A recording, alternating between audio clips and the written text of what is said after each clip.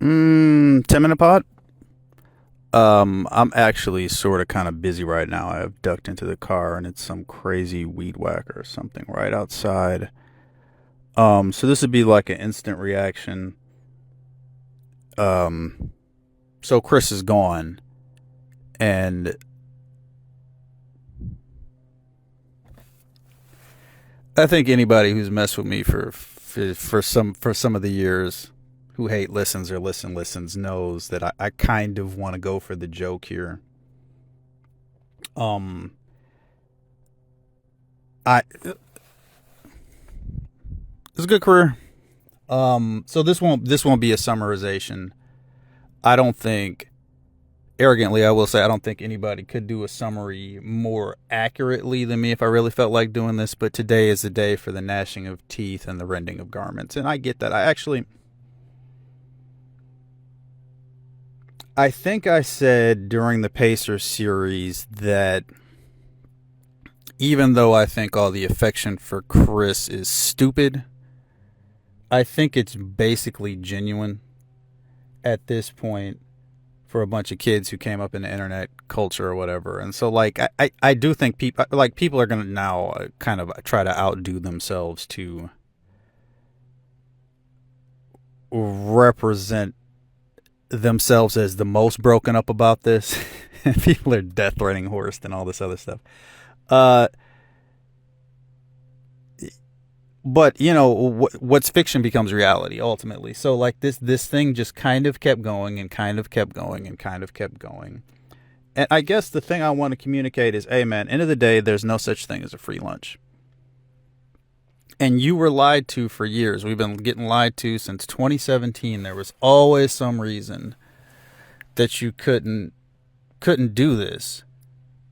It's cheaper to keep her. It's cheaper to keep her. It's cheap. Oh, you can't do this. Well, it's a salary slot. It's that there's always some reason not to do this. But like time keeps on slipping into the future, and so now, like I'm not. I mean, are you guys? I'm not thrilled about Kuzma. Like Kuzma. Uh, I think in a sort of rare funny moment, Madden had put up a couple other days. What's his name on SNL doing the LeVar Ball thing. Well, no man, ain't nobody talking about Kyle Kuzma. And I actually thought that was pretty funny. Look, it's Kuzma, right? um, I should probably try to I'm not gonna be able to summarize, so this is just whatever, man. This was going to happen, and the thing is, it would have been a worse deal next year. It would have continued to be a worse and worse deal. And I was shocked by the lack of sense of urgency. I was really I was pretty sports depressed 2022 and 2023. 2022, him not playing that game 7, but just the whole thing. Like people were still kind of resting on like top 30 lists and top 50 lists, and people like there was kind of a lot of I think people, it's all things with Chris, all things with this team, and really frankly all things with Giannis have become this kind of weird internet disconnect. So let's take it to Giannis, where it's like, I'm so mad at this stupid team. This stupid team with a lack of leadership and all, just on the one hand, you watch this and you watch a Bucks game, and so often with Dame and Giannis and all these guys, you cannot feel more disrespected for watching it. And shout out to Budenholzer, that wasn't really as much. I mean, I think I put up the tweet the other night where the Bucks were like 39-6 or something like that with Bledsoe. So that wasn't really we felt like juggernauts in that early Budenholzer era, when everybody was a little bit younger, before it got kind of figured out, and before Chris betrayed us in the Raptor series. But I'm not going to go like this was a great. I don't think I'm going to do like this was a great game, this was a bad game. This he really stepped up. This he was a choking dog. I don't really want to do that. But there's this internet thing where it's like, man, I hate how stupid this team is. This much, like, clearly no other NBA fan can be watching a team so unserious. And then at the same time, there's some Twitter pic, and you see Giannis had like 36 and 13 in the same game. And so it's like, choose your own adventure, right? Choose your own reality. What do you choose to value? Do you value the numbers or do you value the winning?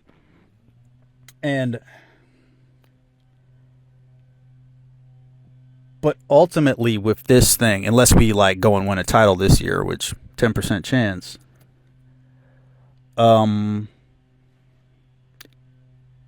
as with all things in this modern life, it's like, your focus determines your reality on all of this. So, okay, my phone's gonna be ringing off. I muted one of the chats, but my phone's gonna be ringing off the hook.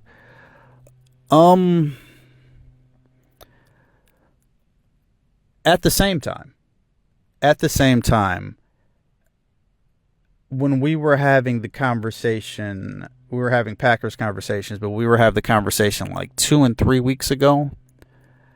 I do think that ultimately, like, as a Wisconsin sports fan, like, there's only really the Lakers, the Yankees, and whoever happens to be the real movers and shakers in any league. There's only a few markets that can afford to be super transactional in that way, where they're just like, hey, we move on and that's it. And even the Lakers decide, even at the end, the Lakers fans decided that we worship Kobe and they were going to give him a bunch of like kind of millions and millions of dollars once he was washed. He got like $20 million a year or whatever it was right at the end, and everybody, it was kind of a joke, but they were like, we're going to kiss him on the way out of the door.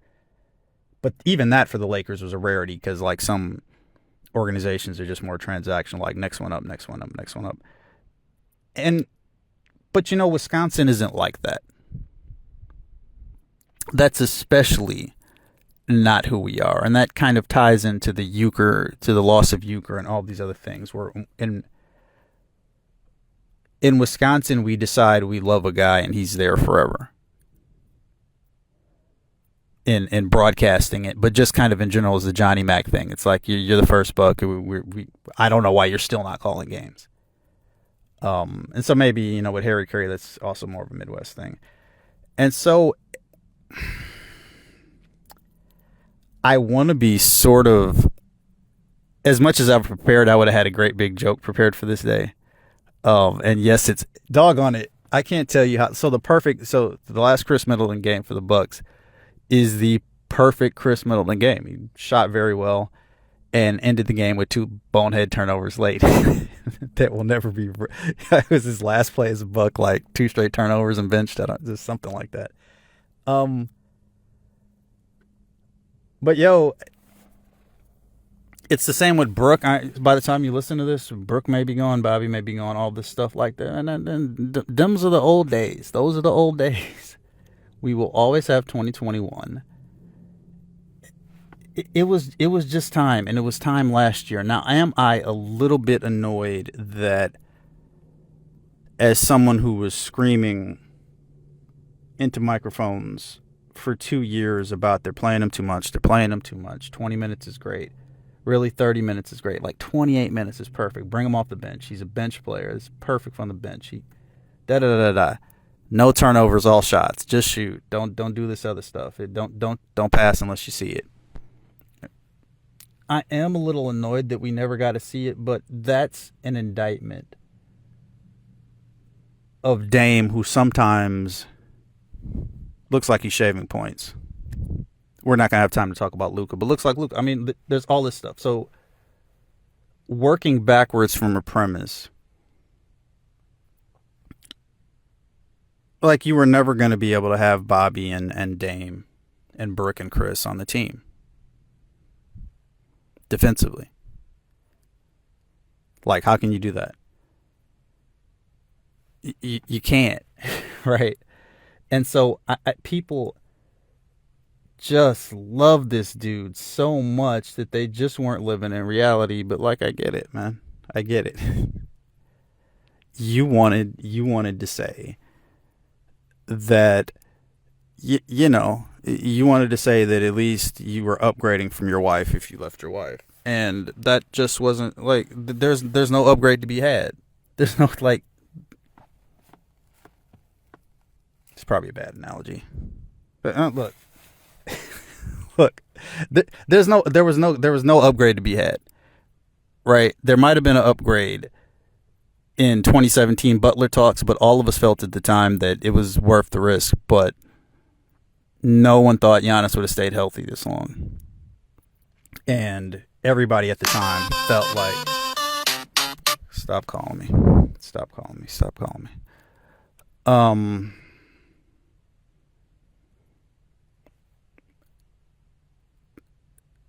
It's just the whole thing is unfortunate. Sorry, how this is no doubt super incoherent. The whole thing generally is unfortunate because you kind of want, and I went through this with Favre. I know y'all went through this with Rodgers. You kind of like when Favre came back in 2000, he had like the perfect year in 2007, and then the Giants game was really cold, and a bunch of other people blew it, but he blew it at the end.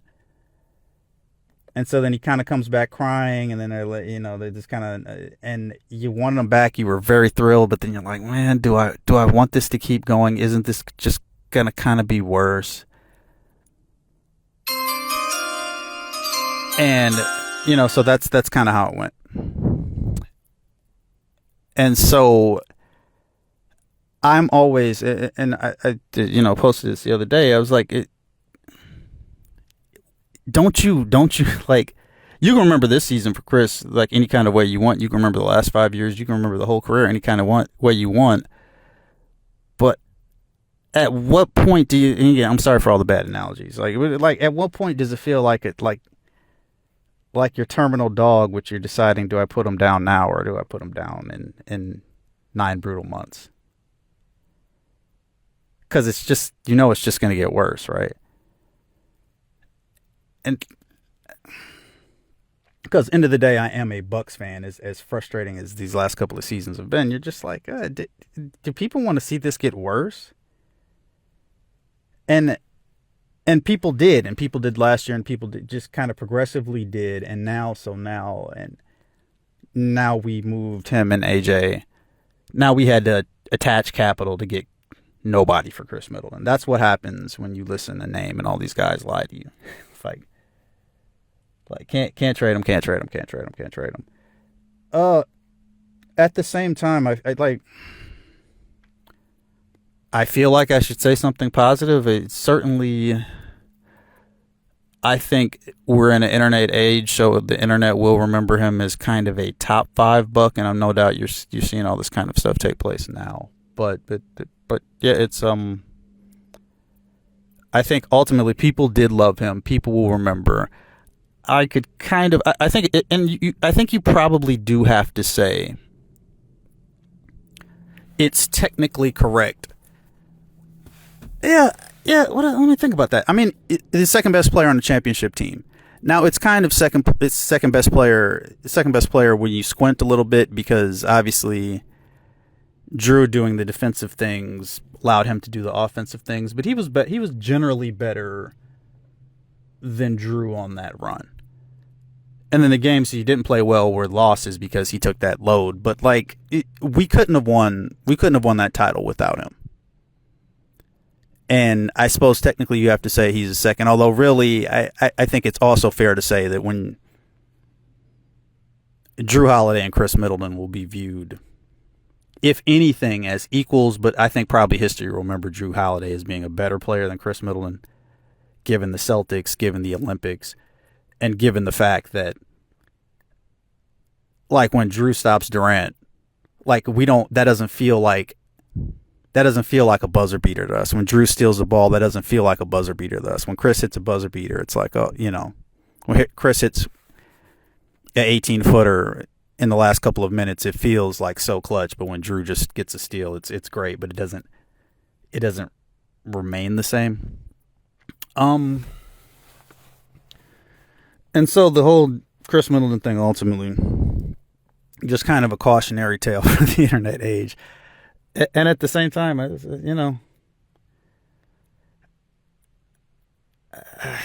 I guess it'd be interesting. I was pretty sure. I actually thought Brooke was going to get moved. So we're going to the game tonight in Charlotte, and I was pretty sure that we'd be seeing the last Brooke game, and I kind of suspected we would not see the last Khris game because I've been predicting him to get traded like 10 straight trading deadlines, and it never happens. And so, just ultimately, you have to tip your cap. He's like third. I don't know. Is he third in games? He's like second to fifth in all the offensive categories, sort of like games, minutes. I think, shockingly, like he won't pass Big Dog in turnovers. I think I looked at that some months back, but like he's been around forever. You got to give it up to the longevity of the thing that never should have happened. And the post-mortem, obviously if we win a championship this year, it feels a certain kind of way, but that's probably not going to happen. Transitioning from this thing,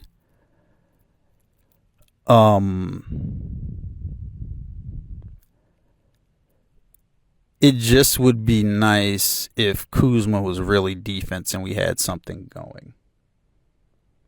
Because the same way, obviously Khris isn't the same, is not exactly the same as Brooke, and it's certainly not the same as Bobby, but all of those guys, and this is the kind of thing, like 2021 is encased in amber. PJ was gone immediately. Bobby stuck around a little longer. Brooke stuck around a little longer. Drew was what, 1 more year? 1.5 more years.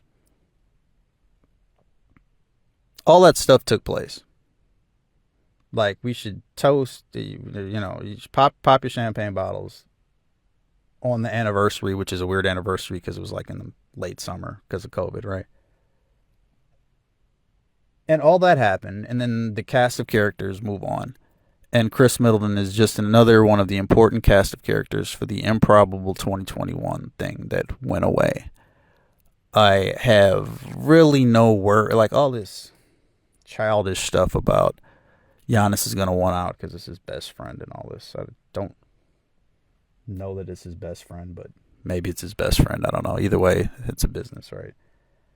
But 2021 was something that happened. It came out of nowhere. It was nerve-wracking and beautiful and scary and ultimately just a vindication of the whole thing.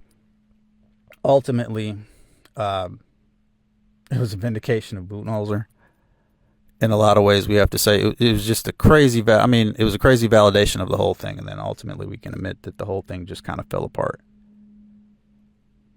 And as good as the team was, then the next year without Khris, ultimately they didn't have Khris, and it's kind of the whole thing with all we've said for a long time that you'd probably have a Hall of Famer if you could merge Drew and Khris. Because ultimately the team was a little bit better without Khris with Drew, but in 2022 we needed Khris to do what Drew couldn't do, and vice versa. Now, the game 7 was right there, but like Portis and Drew fumbled it. And so there's always some reason that stuff like kind of doesn't work out. And, so that kind of is what it is. So Khris Middleton, you will be missed. I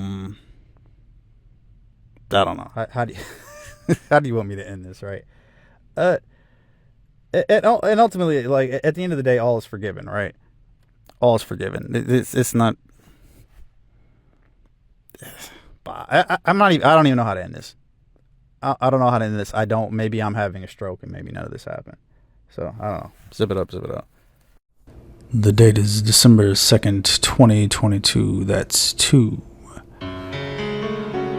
That's 1/2/22. The day indeed is 22/22. Welcome back to KHRS. You're on the Rapid Request line on the Quiet Storm, taking your well-wishing messages.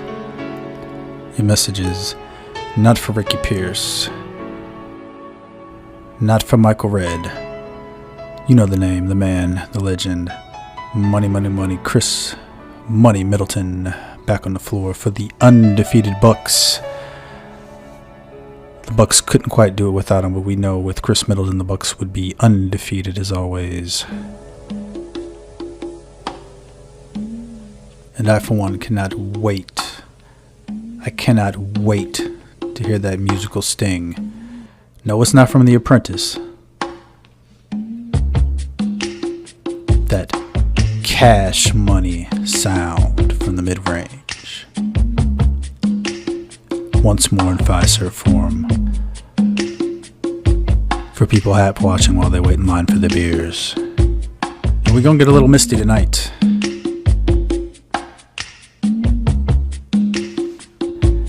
On the Quiet Storm.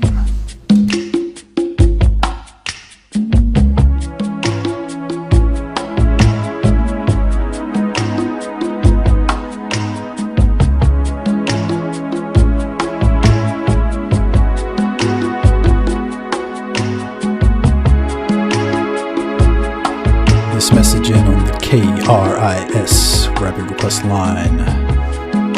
Rapid dedication. Bucks Film Room. He says, Khris, baby, come back. I don't care about the defense. Just come back. We all can appreciate that. Send your requests. 414, the area code 222-2222. Message and text rates may apply on the Quiet Storm on this Khris Middleton Friday. Not Friday the 13th. Friday, the Khris Teeth. We're celebrating the Khris course. On the station that gets up a wet three-pointer and then falls down for good measure. KHRS.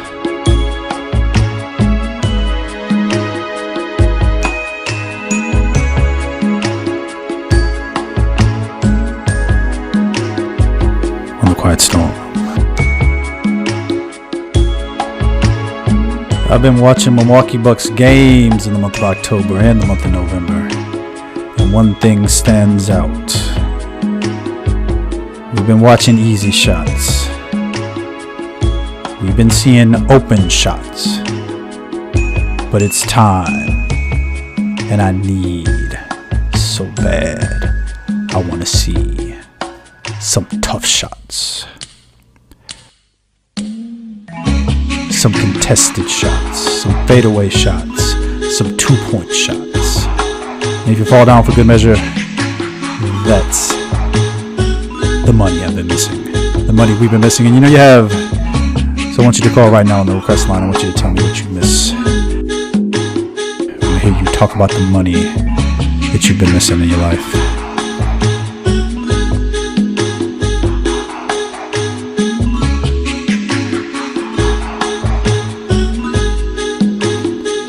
Cold as Jelly calls in. He says, Khris, I want you to know you can have my left ligament and my right if you need it. Well, thank you. We all feel the same. MKE Kendrick says, can we set up a Patreon or some kind of way? How can I give Khris Middleton more of my money? Is there some way we can set up some sort of GoFundMe? To that I say, TonyWorld.com is the place where you can give money to help Khris Middleton. He's taking a pay cut, y'all. He's taking a pay cut for us. The greatest buck since Kareem Abdul-Jabbar. And he's back again to save the Bucks. He needs our support.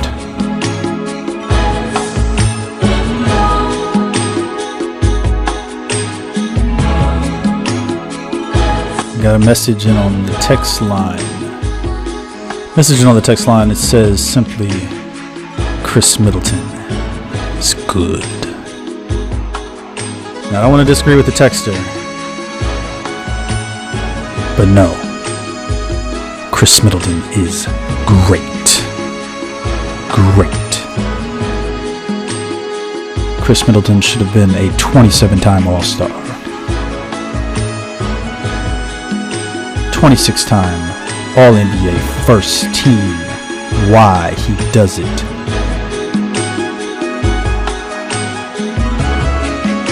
Inside.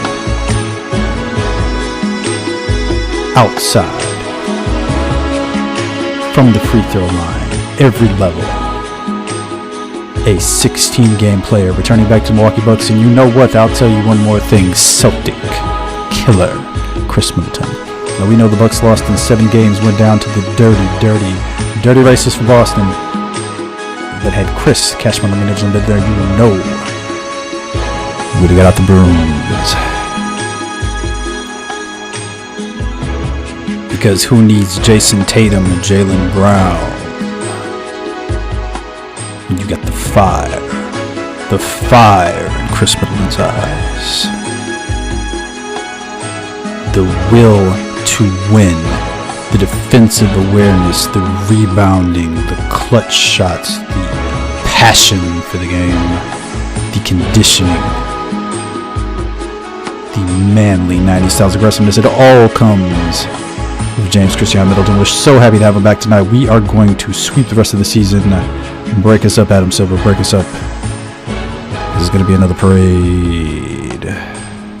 You're listening to KHRIS